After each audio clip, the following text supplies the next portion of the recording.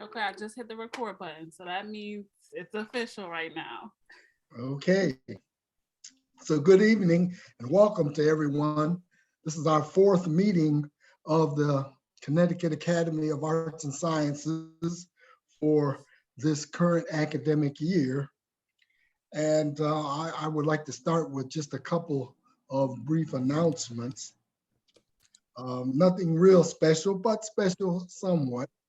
Our next meeting in April is also scheduled to be a Zoom event. It's scheduled for April 20th, and it promises to remain highly topical given the world events today. Peter Rutland in the Department of Government at Wesleyan University will speak on dangerous liaisons, Putin, Biden, and the fate of Ukraine. Our May meeting will hopefully be a hybrid event that will mix a Zoom screen with dinner guests at the New Haven Lawn Club. Okay. And at that time, we'll be hearing from Dr. David Bannock, Professor of Infectious Medicine at the University of Connecticut. And hopefully he'll be giving us a sort of post-mortem on the pandemic. Let's hold our hands up for that. But perhaps that's a bit optimistic. But at any rate, that's where we'll be for April and May. Now, tonight, our meeting tonight, we are indebted to Professor David Vallone, the chair of the Department of History at Quinnipiac University, for securing our speaker tonight. And I had just told her before everyone came on that I have been looking forward to this talk ever since I saw the topic. So, and you'll find out why a little later probably. And but I'm going to turn it over to Professor Vallone to introduce our speaker. Thanks very much, Gerald. I'm very pleased to introduce my colleague, Christina Dickerson-Cousin. Professor Cousins received her BA in history from Spelman College, summa cum laude, and Phi Beta Kappa. She went on to get a Ph.D. from Vanderbilt University, and subsequent to completing her degree, she taught at Gateway Community College in New Haven and Cumberland County College in Vineland, New Jersey, before she came to Quinnipiac in 2017 as a visiting assistant professor and subsequently as an assistant professor in the Department of History and Geography. Dr. Dickerson-Cousin is an expert in Native American and African American history. At Quinnipiac, she teaches courses in early Native American history. She teaches a sequence of courses on African American history in the United States. And she's recently published a book called Black Indians and Freedmen, the African Methodist Episcopal Church and Indigenous Americans, 1816 to 1916. It's published with University of Illinois Press. So I am very happy to turn things over to Christina Dickerson. Thank you so much for that very warm introduction, and I'm so pleased to be with all of you this evening. So typically, do you all allow me to just lecture and then ask questions in the midst of it or at the end? Either way is fine. Typically, we will let you proceed. Okay. Okay, well, if you could make me a co-host so I can share my screen, that would be perfect.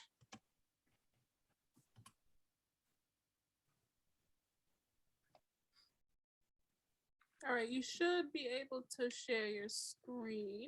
Okay, yep, got it now. Thank you.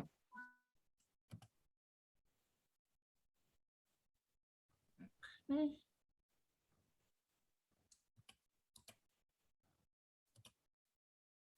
Okay.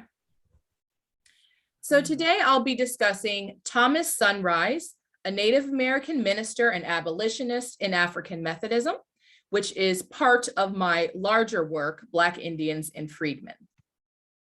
So first, I want to give a thank you to the Connecticut Academy of Arts and Sciences for allowing me to speak with you today. Special thanks to my department chair, Dr. David Vallone. Thank you also to Susan Bianconi and Princess Hyatt for all of your efforts organizing this evening. So I'm going to begin with a general overview of what the book is about. And then in parts 2 and 3, I will go into detail about the specific part of the book I want to highlight tonight. Then I will give some brief concluding remarks, and then we'll do questions and answers, if that's all right with you all. Okay, so firstly, overview of the book. So in order to understand the book, first we need to talk about what the AME Church is. And in order to understand what the AME Church is, we have to know who Richard Allen is. Many of you may be familiar with him, so just bear with me as I go through these introductory moments. So Richard Allen was the founder of the AME Church. He was born on February 14th, 1760, and had 2 masters that we know of. First, he was enslaved by Benjamin Chew, and then he was sold to Stokely Sturgis of Dover, Delaware. And Richard Allen, in his autobiographical work, he referred to Sturgis as a quote unquote good master. However, that did not stop Sturgis from selling members of Allen's family when he fell on hard economic times. So Sturgis sold Allen's mother and 3 of his siblings. And understandably after that, Allen was in a difficult emotional place. And it's during this period that he decided to convert to Methodism. He became very devoted to this emerging movement, and he even was allowed to bring Methodist preachers to Sturgis's farm. And one of Freeborn Garrettson's sermons actually convicted Stokely Sturgis and convinced him that slavery was wrong and that, he couldn't hold slaves for the rest of his life. So despite this turnaround, Sturgis does not immediately free Allen and the rest of his family, but he does allow Allen and his brother to purchase their freedom for $2,000 continental money. So in this way, Methodism provided Allen not only the spiritual fulfillment he was looking for, but it also quite literally gave him the means to gain his own freedom. So he was able to raise the money in 1783 and purchased his freedom from Stokely Sturgis. He had already obtained a preaching license. So after he gained his freedom, he went right to becoming a traveling preacher. And he traveled throughout the Mid-Atlantic region and the South.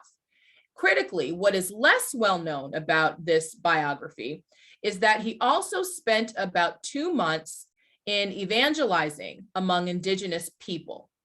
Now, the records do not detail which indigenous groups he worked among. It could have been the Haudenosaunee, it could have been any of these indigenous nations in these places he visited. It just does not give a clear indication of which they were. But nevertheless, what this does indicate is that from the very beginning of his ministerial career, he is considering indigenous people a part of his vision of Methodism and what Methodism should be. In 1784, Methodists in the United States held the Christmas Conference in Baltimore, Maryland. So the Methodist movement began in England, as we know, and spread throughout the Atlantic world. But after the Revolutionary War, American Methodists said, okay, we actually need our own organization. Since we're separate from Britain politically, we should be separate spiritually as well. So they established the Methodist Episcopal Church at this Christmas conference in Baltimore, Maryland. Richard Allen attended this conference, and it's here that he notes some changes in the Methodists that he is seeing, and he is concerned about it. So he explains that many of the ministers were set apart in holy orders at this conference and were said to be entitled to the gown. And I have thought religion has been declining in the church ever since. So here Allen is indicating that the Methodists are becoming more formalized. And this concerns him because part of what attracted him to Methodists in the first place was that they were the regular folks who would just wear a plain, black suit and, didn't put on airs, and they preached to everyone. Everyone was included within this movement. And so when he saw these changes at the Christmas conference, his antenna kind of went up and it alarmed him a bit. Then in February of 1786, Allen returns to Philadelphia and began preaching regularly at St. George Methodist Episcopal Church. And he was able to attract a significant African-American audience. So many of these people are coming to hear Allen preach, and they begin to really fill up this church, which starts to concern white Methodists at St. George's. And they eventually decide that they want the African-American Methodists to sit in a separate section. So then in November of 1787, Richard Allen, Absalom Jones, and several other companions were attending church services one day at St. George's, like they always did. They, got on their knees to pray. And then all of a sudden, Absalom Jones feels someone, shaking him, pushing him, trying to pull him off of his knees, saying, no, don't sit here. You have to sit over here. You can't sit in this section. And so Absalom Jones says, just let me finish praying and, then we'll go where you want us to go. But they just were relentless. And so finally, when prayer is over, they say, you know what? Let's just go. So Allen left the church, never to return. And what's critical for what I argue in the book is that Allen was not only upset at this behavior because, it was racist, it was against him because of the color of his skin. So certainly that upset him. But I believe he was also upset because this to him represented a decline in the genuine religiosity of these Methodists. Again, the reason he was excited about Methodism, the reason he joined this movement was because they were supposed to be different than these other folks. They were supposed to be welcoming and accepting of everybody. And so he had already been a little concerned at that Christmas conference. And then this action at St. George's really had him thinking, okay, this movement has lost its way. So in 1791, Allen buys a lot at 6th and Lombard Street in Philadelphia. A couple of years later, he moved an old blacksmith shop to that lot, and this became Bethel Church, which was dedicated on July 29th, 1794. And here's an image of one of the early iterations of Bethel Church. So it is now today known as Mother Bethel. So membership at Bethel Church continued to grow. And the Methodist Episcopal Church said, hey, this is technically a part of our denomination, and we should have jurisdiction over this. We should be able to, assign you a pastor and make these other decisions. And Allen and the Bethelites said, no, we bought the land. This is our church. So it goes on and on and on legally for many years until finally in January of 1816, the Pennsylvania Supreme Court actually sided with Allen and the Bethelites. And Bethel became an independent church, independent from the Methodist Episcopal Church denomination. A few months later, in April of 1816, Allen decides to hold a conference at Bethel Church. And he invites Black Methodists who have also felt marginalized and discriminated against in their churches. So they all come together and they say, you know what? We should kind of join up. And so together they decide to form their own independent denomination, the African Methodist Episcopal Church. And Allen was elected and consecrated as the first bishop of the AME Church. And so this is a beautiful window that is in Mother Bethel Church, showing the different progressions of Mother Bethel. So again, critically for what my book is arguing, in creating the AME Church, Allen hoped to correct what he saw as going wrong in the Methodist movement. They were the ones who had become more closed off, had rejected really the egalitarianism, the racial inclusion that the early Methodist movement had shown. And so Allen, in creating the AME Church, means this denomination to be a corrective. And so as a result, that means that when he is creating this denomination, he is thinking of it in an inclusive way. And he includes indigenous people within his purview of people who should be in the denomination. So my book argues then that the AME Church pursued evangelism within diverse Native communities throughout the 19th and early 20th centuries. And I argue that these actions were not an aberration. This was not something outside of the norm, but rather this was a fulfillment of what Richard Allen's vision was. He wanted the church to be inclusive. The African and African Methodism was not meant to be exclusionary. So lastly, the book also argues that this evangelism occurred in the North and reached its apex in the West in Indian territory.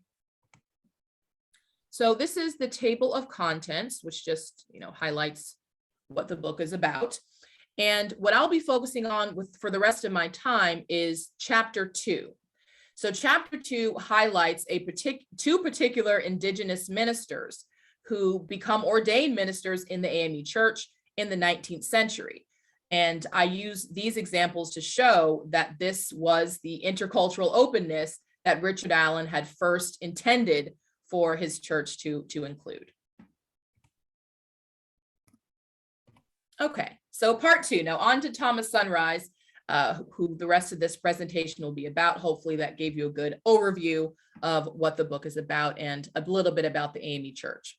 So Thomas Sunrise, early life and ministry. Thomas Sunrise was the first Native minister ordained within the AME Church, and very well might have been the first indigenous minister in any historically Black religious body. There were other indigenous clergy, certainly. So for example, Samson Occam is pictured here. He worked within the Presbyterian Church. William Apis, Pequot minister, who is pictured here. So although there are other indigenous ministers who are contemporaries of Sunrise, he was the first that I have found to work within a historically Black denomination. So that makes him somewhat unique among these groups. So Thomas Sunrise, also known as Tewiscarga, was born in 1829 near Utica, New York, and was a member of the Oneida Nation, which is one of the 6 nations of the Haudenosaunee. So roughly, this is a map showing their historical boundaries. And this is just the Hiawatha Wampum Belt, which is symbolic and significant to the Haudenosaunee people. So he was from the Oneida Nation. Sunrise converted to Christianity in 1836, and he explained his experience, several times in several of his writings, explaining that he was in the woods one day and had some kind of supernatural experience, at least as he described it. For example, he said he heard a loud voice from heaven, he saw a great ball of fire, and that this experience compelled him to convert. His mother was already a Christian, so it's entirely possible that that contributed to his decision.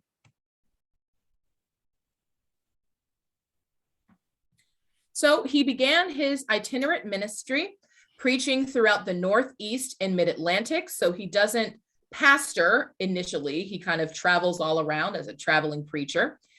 And in the course of his travels, he becomes familiar with a network of independent Black churches that were in existence by this time. Philadelphia, for example, had 18 independent Black churches, including Bethel, which we've already talked about, and also First African Presbyterian Church. You can come in. All right. So First African Presbyterian was founded by the former slave, John Gloucester, who was a contemporary of Allen. And again, it's pictured here. And so between 1848 and 1855, First African was without a pastor. So they kept inviting, individual ministers to come in and preach, for that particular Sunday. And so this is how Sunrise ends up being the featured speaker at First African Presbyterian Church. So I included here the newspaper announcement about this. His sermon has not survived, but we certainly can, think about what he might have said, what might have been on his mind in the 1850s. So although I do not have Thomas Sunrise's sermon, I do have a poem that he wrote that is currently in the Brown University Library that gives us some insight into what his thinking was during this time period. So I'm going to just make this a little larger for us to see. So it's called The Indians' Lament. So in the first stanza, he says, "Alas," said the Indian, "I once had a home and a fair forest shade where the wild deer could roam, where the sachem could feast on the festival day, but the steel of the white man has swept them away. I once had a father who watched o'er my youth, and a mother who taught me the precepts of truth. Their spirits have vanished, and cold is their clay, for the steel of the white man has swept them away." And then the final stanza reads, "And I must soon follow the great spirit's call, away to the land where the brave never fall, to that bright blissful home, to the fair forest shade, where the steel of the white man can never invade." So here he seems to be referencing certainly the displacement that the Oneida and other indigenous nations are feeling at this moment. It's possible that in his sermon at First African, he referenced the fact that, my people feel oppressed in this moment. We feel displaced. We feel, unprotected in this world. And maybe he made that connection during his during his sermon at First African. But this gives some insight into what his thinking was in this time period. So then also around 1852 in Maryland, Thomas Sunrise met the AME minister, Robert A. Johnson, and the two men began traveling together. And Alexander Wayman, a future AME bishop, noted this relationship in his Cyclopedia of African Methodism. So let's see what he had to say. If you look at the highlighted parts at the bottom and then the top of the next page. So for Robert Johnson's entry, he notes that after his conversion, he went out as an evangelist with Thomas Sunrise, the Indian preacher. So again, this relationship is noted all the way in the 1880s, 3 decades after this ministry team first started. So clearly it was something that Wayman noted as significant to Johnson's life and his development as a minister.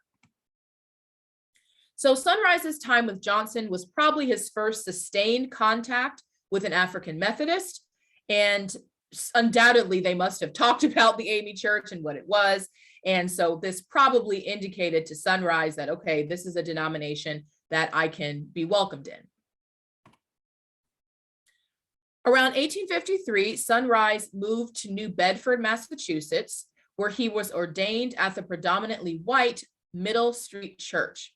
And then in 1854, he finally becomes a pastor. He accepts his first pastoral appointment, and it's at a Black church, at the predominantly Black Third Christian Church in New Bedford. So here he is already showing early in his ministry his connection with, his appreciation for this network of Black churches, these network of Black independent churches in, throughout New England and the Mid-Atlantic.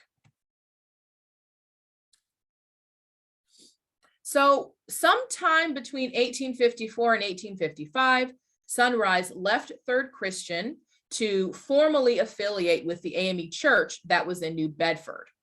He attended quarterly conference and received his preaching license. And then in 1855, he traveled to Providence, Rhode Island to attend the New England Annual Conference meeting. And it was here that he sought formal ordination in the AME Church. So I've included some of these minutes here. So again, you can see this is the New England Annual Conference meeting held at Bethel Church in Providence in 1855.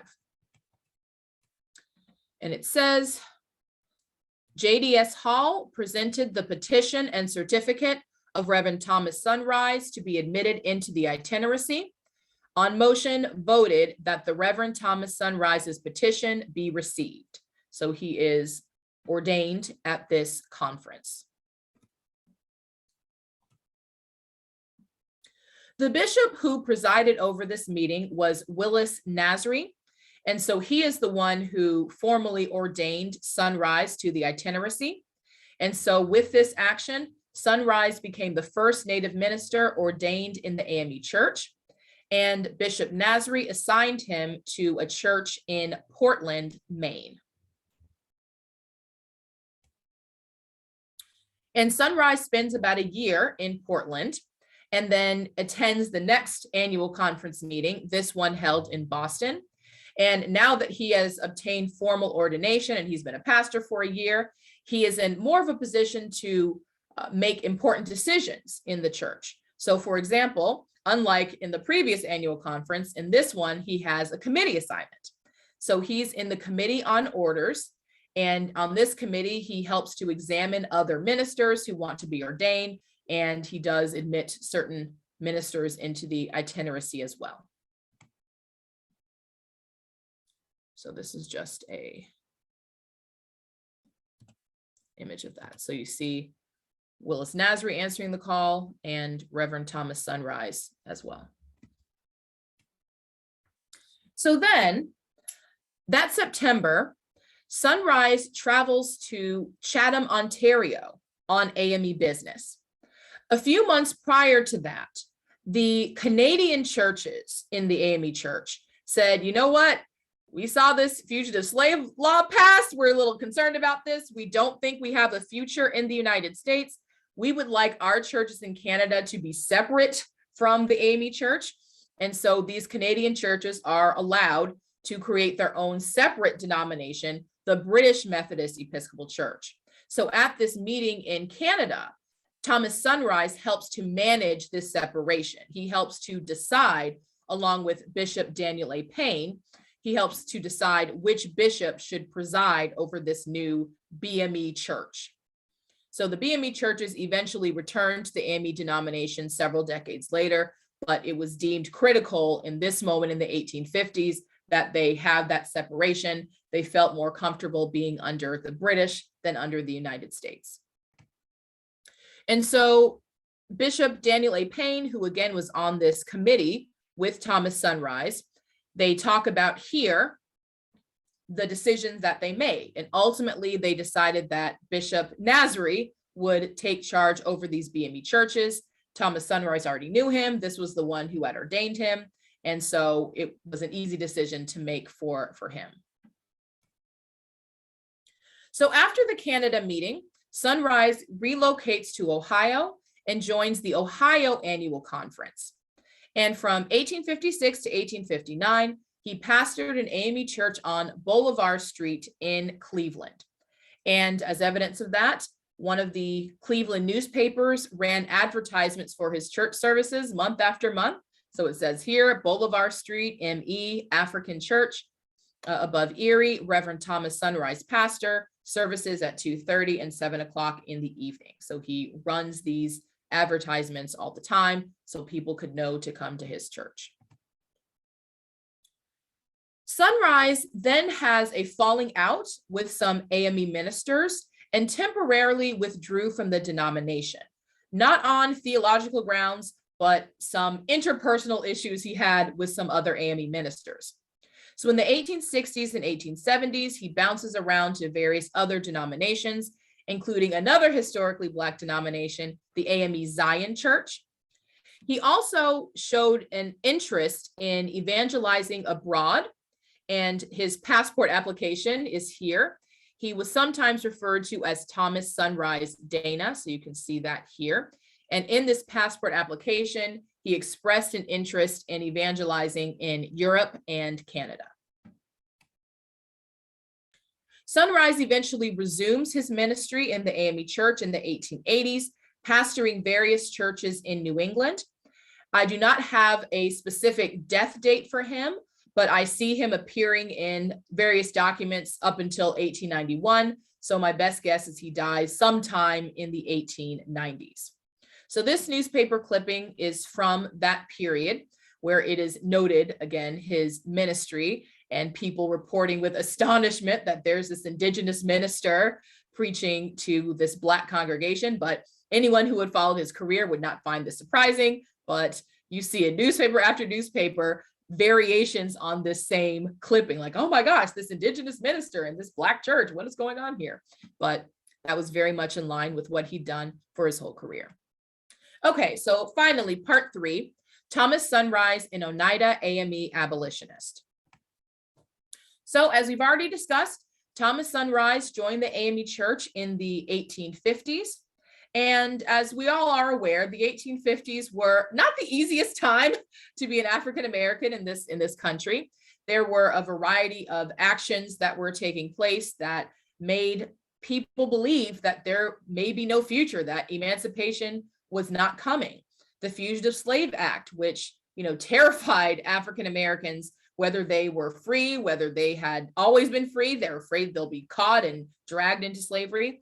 The Kansas-Nebraska Act, the Dred Scott Supreme Court decision, all of the various events that happened throughout the 1850s that concern and terrify African Americans. Well, this is when Thomas Sunrise is serving as an AME minister. So I argue in the book that the events of the 1850s struck a particular chord with Sunrise, because keep in mind, he was born in 1829. So he is growing up during the removal era, when the US government is forcing indigenous nations to leave their homelands and move west. The Indian Removal Act, passed in 1830, does just that. And so he's growing up during that period. And so he's able to see a connection between what the government was doing to indigenous people and what it was doing to African Americans. In both cases, the US government is intruding into the lives of people who are just minding their business and forcing them to make harsh decisions, whether it's to move westward in the case of indigenous people or to flee to Canada in the case of African Americans. Sunrise witnessed himself that, African Methodists were so afraid in Canada that they had to form their own separate denomination. So I argue that he really sees a commonality in these experiences.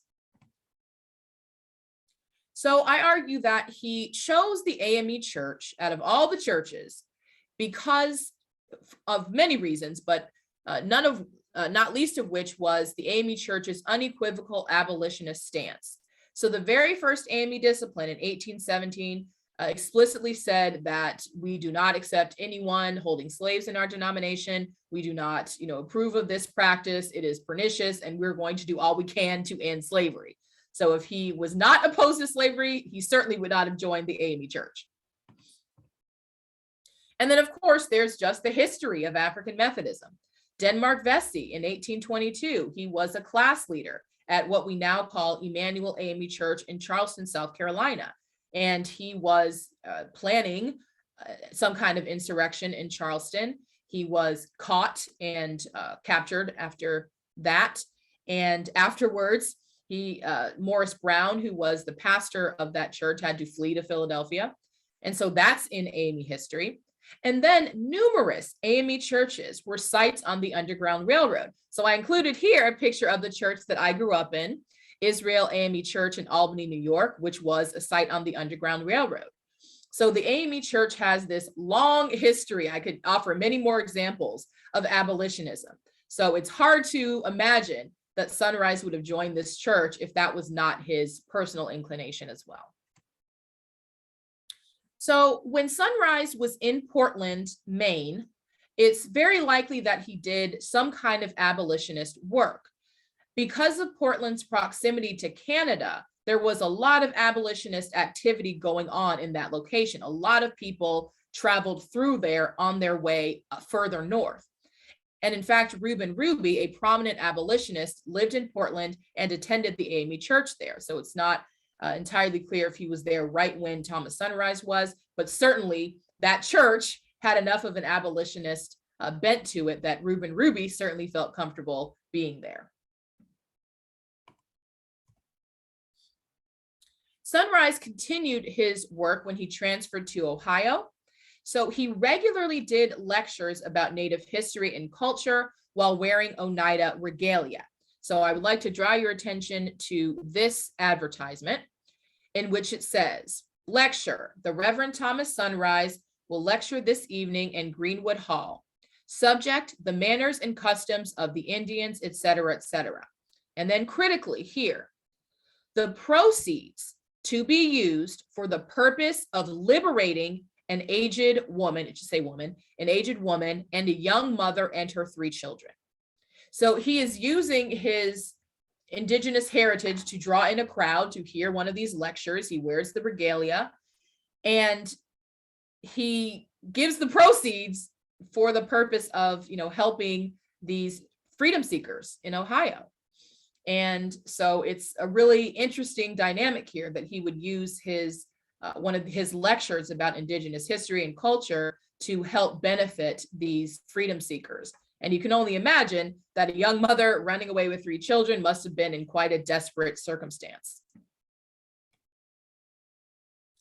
Sunrise also showed his commitment to Black freedom by attending relevant events. For example, in August of 1859, there was a celebration in Pennsylvania about the 25th anniversary of the abolition of slavery in the British Caribbean. So as we all know, the British abolished slavery in the British Caribbean in 1834, and Americans celebrated that, hoping that eventually that would happen for them too. And so they have this celebration in 1859 that Thomas Sunrise attends, wearing his, again, Oneida regalia, making clear to everyone that he is an indigenous person supporting the cause of Black freedom. Even after emancipation in the United States, Sunrise continued his advocacy of Black people, giving numerous speeches in which he defended their rights and questioning white Christians' religious authenticity, saying that we indigenous people, we see how you treat us, we see how you treat African Americans. How on earth do you think more people are going to convert to Christianity if they see the way you behave? So for example, he says in Worcester, Massachusetts, prejudice of the white race against the Indians and colored people was the greatest stumbling block in the way of the conversion of the masses of the Indian race to Christianity. So again, highlighting that the sort of the plight of indigenous people and Black people are connected, and that they see them as connected, that they are looking at the way Americans are treating them, and that has resonance for these indigenous people as well. So finally, Richard Allen's vision of African Methodism was meant to be multiracial, multi-ethnic, and it was meant to include indigenous people. So Thomas Sunrise, by becoming this native minister within the African Methodist Episcopal Church and doing the work he did, being an abolitionist, he was the living embodiment of Allen's vision. And his story reminds us that the AME Church has been and continues to be far more diverse than we often think. We often kind of throw around these terms. It's a historically Black institution. It's a Black church. This is a Black church. And that is certainly true. But although the AME denomination is historically Black, Thomas Sunrise shows us that it is not and has never been exclusively Black. And I will end it there. And again, this is part of the larger book, Black Indians and Freedmen. I've included a QR code if anyone would like to purchase. I'm taking a screenshot right now. Oh, I can put it back up if you want. I was gonna also put it in the chat for anyone who wanted to buy it, like on Amazon. Thank you. Okay, thank you. So we can open it up to questions. So if anyone has questions, you can go ahead and unmute yourself or write your question in the chat.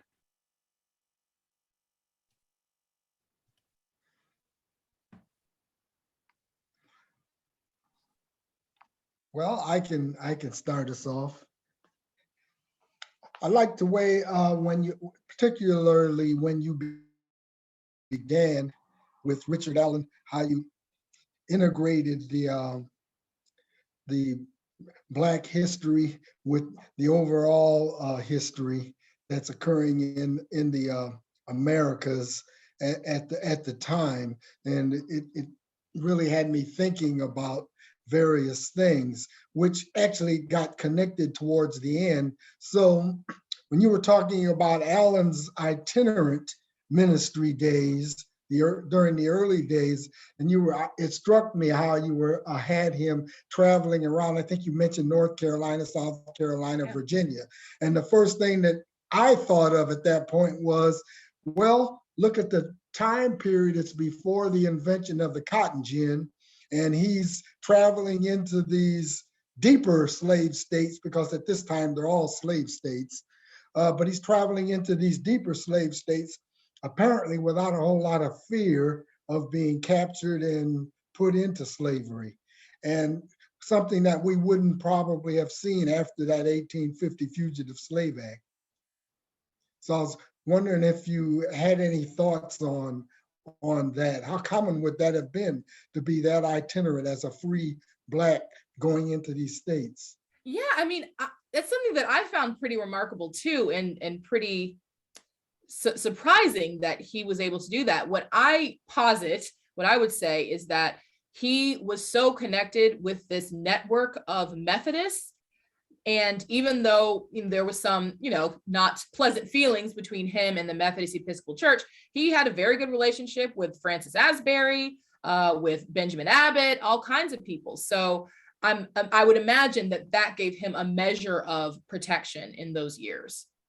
But yeah, it's fascinating because we often think that, people were less mobile, but, he certainly was able to get around.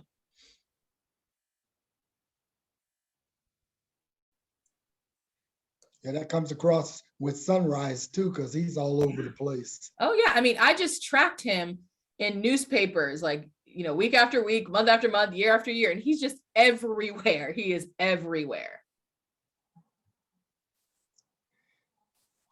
Since you mentioned that, that also made me wonder towards the end, the newspapers that you were citing, are these Black newspapers or are they a mix? They're a mix. I found just, newspapers I never really heard of before. And they, seem to be, not necessarily Black newspapers. The Christian Recorder, which is the official the official newspaper of the AME Church, that gets created in 1852. So later on in my book, you see that play an important role. But for this, it was really a mix of a lot of different newspapers, not necessarily Black ones. Do you have copies of sermons by either of these men? I wish I did. I have, for Thomas Sunrise, I have that poem that I showed, and I have, excerpts of quotations that appear in various newspapers. For John Hall, who's also in that chapter 2, I have speeches that he gave in front of AME audiences. They're not necessarily sermons. They're more reports on his progress in his ministry. But no, I don't have any specific sermons. I wish I did. Other writings besides sermons? Well, yeah, I mean, as I mentioned, the poem, what they would say in front of AME audiences. So annual conference minutes and general conference minutes, play an important role in my research. So that's where I'm finding them speaking for themselves mostly. And are there particular themes that you can speak about for us? Yeah, so in terms of Thomas Sunrise, a lot of the writings that I found for him are highlighting sort of the integrated nature of Indigenous and African Americans' plight and what their issues are with the United States and what their challenges are in the United States. I also have examples of him, he traveled around a lot giving speeches on Native American history and culture. So we talked about that a lot. So that's where I'm finding a lot of his writings. Okay. I wish I had personal letters. I wish I had more, but Christina, we had a question in the chat from Hans. What percentage of the membership of the church were Indigenous or white, for that matter? I wouldn't be able to give a specific percentage. In Indian territory, in the latter part of my book, you see, I wouldn't be able to give a percentage, but I do have these annual conference minutes that give listings of all the various members. And so by the time you get to like 1907, you see that these churches will have kind of an even mix of indigenous people and African-American migrants. Again, I don't have a specific percentage in mind, but you certainly do see a lot of intermixture, at least by the time you get to 1907. The minutes, cease to be available after that, but you do see it. It's not a, I wouldn't say it's 50% of the church or anything like that, but it's certainly significant in Indian territory. And even today, AME churches in Oklahoma have indigenous members. A big part of my research for the book came from a man named Dr. Lonnie Johnson, who has since passed. He passed shortly before the book came out, so that was really hard. I wanted to be able to send it to him. But he is a descendant of people who were enslaved by the Choctaw and Chickasaw nations. And so he was an AME minister, a presiding elder, and he has ancestors who were on the Dawes roll. So he's a member of that, a member of the AME Church.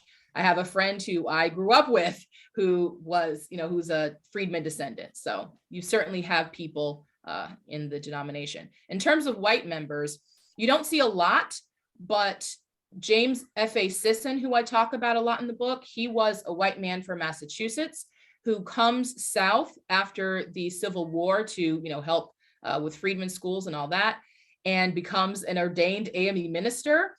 And really at the risk of his own life, because he is, attacked by vigilantes in the mid-Atlantic region. He is literally run out of Georgia. He has to write a letter to President Grant asking him for assistance. And so he has to run for his life to Arkansas. And then from Arkansas, he goes to Indian territory. So you see people pop up randomly, but you don't see a large number of white members, but you see people like Sisson. Sorry, that was a long answer. I've done some work on the Reverend Amos G. Beeman, and he had, I think, many prominent people of color in New England had deep roots and a lot of native ancestry. Do you see that in the AME Church? Is familial ties a part of the connection that you're looking at?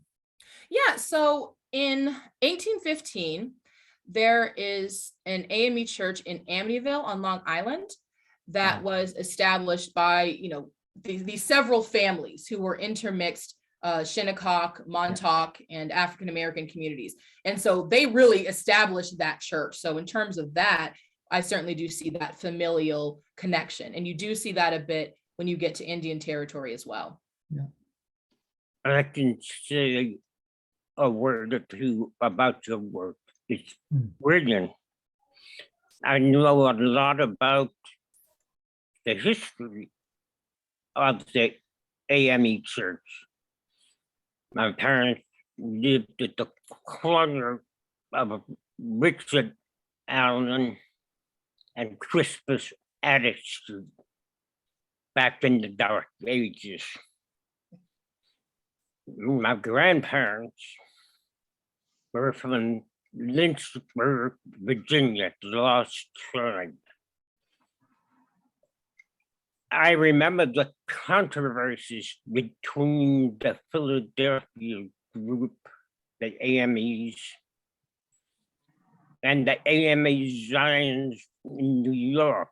Yeah. That's a whole other thing. Yes, this is all a part of my childhood, knowing about this.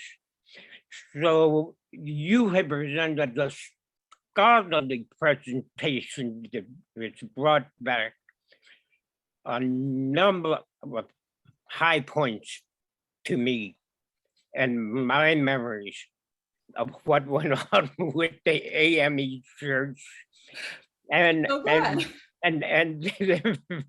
yes, the various programs. It was a wonderful presentation. Thank you. And I thank you for it. Thank you so much. That's very kind.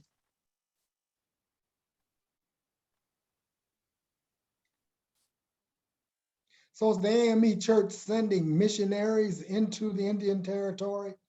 Or are these churches opening up in some other way? That's a great question. So the way this happens in Indian Territory, so after emancipation, these formerly enslaved people of those native tribes, the Cherokee, Choctaw, Chickasaw, and Seminole, they all owned Black slaves, and they, forced those Black slaves to go with them on the Trail of Tears, and they all end up in Indian Territory, eventually the state of Oklahoma. And so after emancipation, these freedmen, they say, okay, now that we are free, we want to have our own institutions.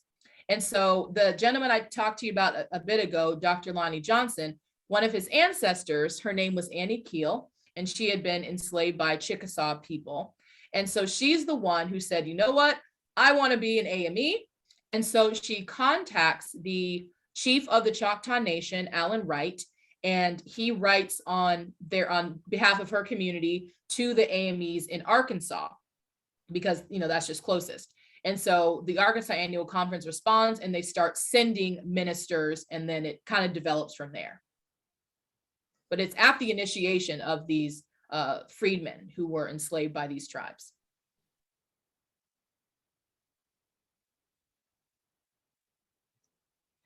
And did you say it was the 5 nations who are mainly composing the Indian population in the Oklahoma at this time?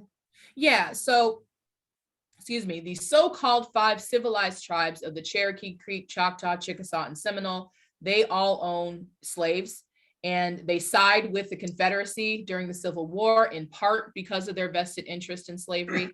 And so when they lose, when the Confederacy loses, all these tribes have to sign new treaties with the United States, and the United States forces them to, abolish slavery and to adopt their former slaves into their tribes. And so these are the people who the AME Church, evangelizes among. But also I know of at least one church that was composed of, as well, this isn't the best terminology, but the way the minister at the time put it is that he pastored one church of full blood indigenous people. So you have these Black and indigenous people, and then you have these other people who are, indigenous and want to be with the AME Church as well. So it's complicated.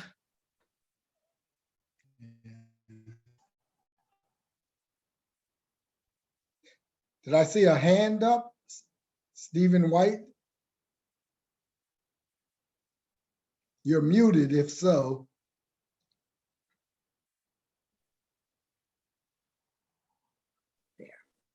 I was just thinking how ironic it is that the oppressed Native Americans were oppressing the Black people as well.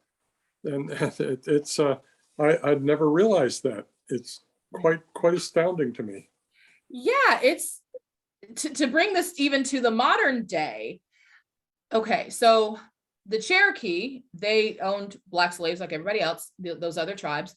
And because of the treaty they signed in 1866, they adopt the former slaves into their tribe, right?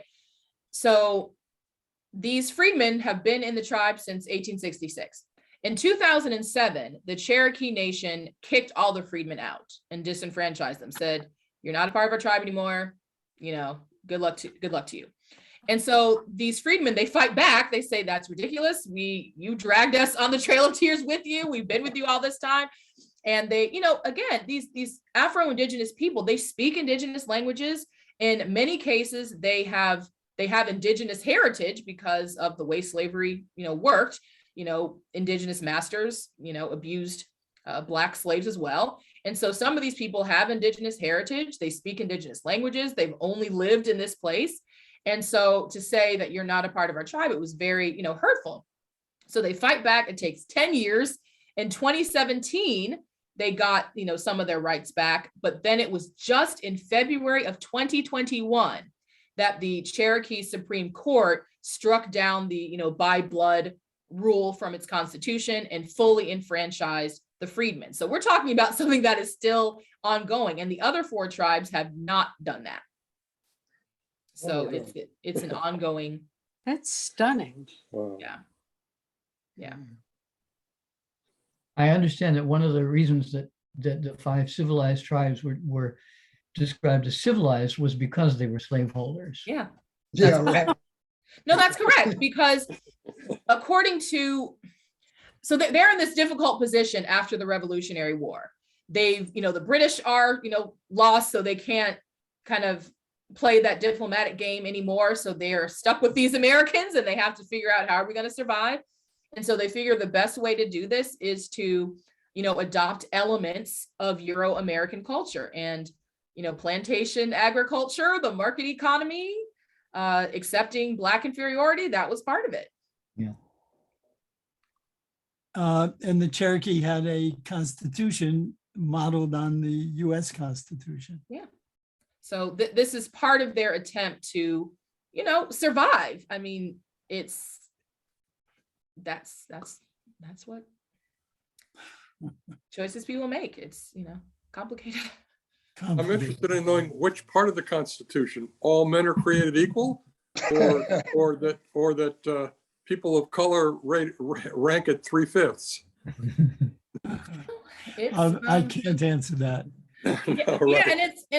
It's complicated because the tribes, they had already, before Europeans even arrived, they had systems of, slavery is not the right word because that's not really what it was, but they had systems of, unfree, labor. You would take captives if you went to war with someone and maybe adopt them. So it wasn't a completely foreign concept, but the idea of chattel slavery, the idea that it was inherited, that if you, have a child, that child inherits that status, that is what was new.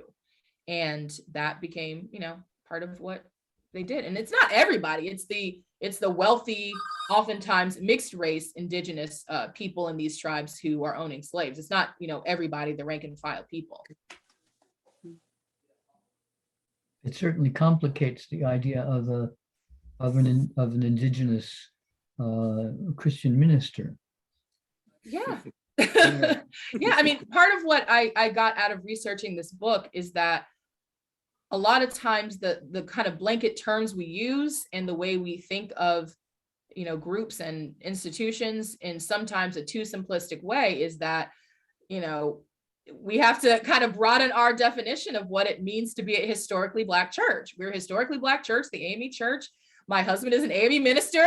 My father is a retired general officer in the AME Church. I grew up in the AME Church and we call it a historically Black church.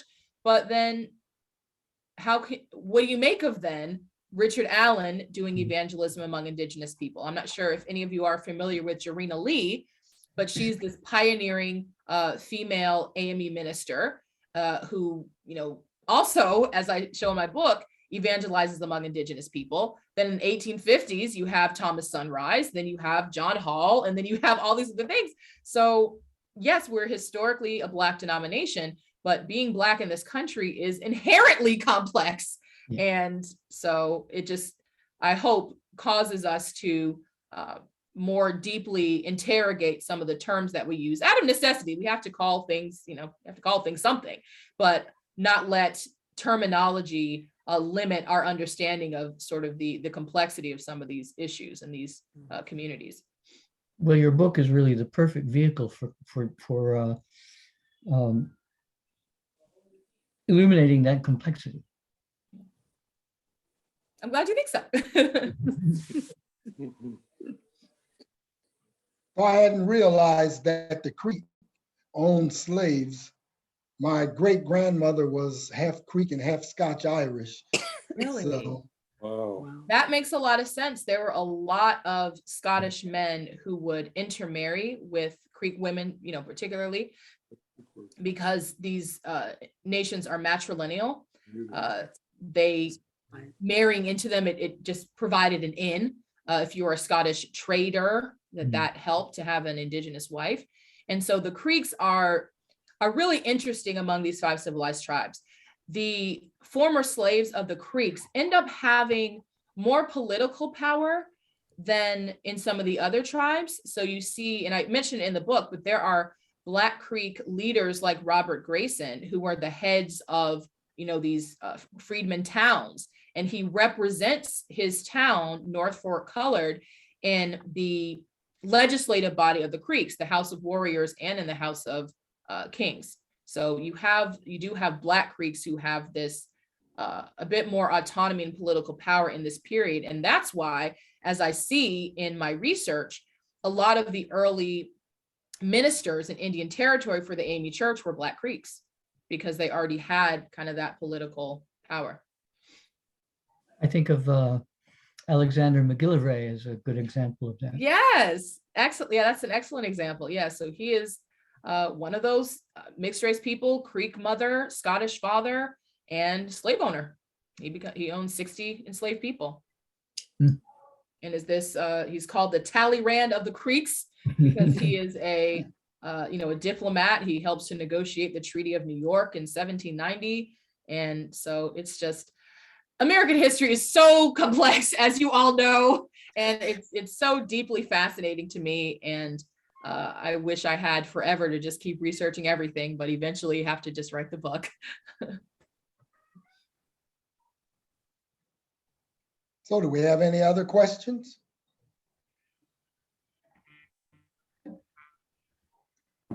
Okay, well, let's give Professor Dickerson a hand for this very informative and nice talk.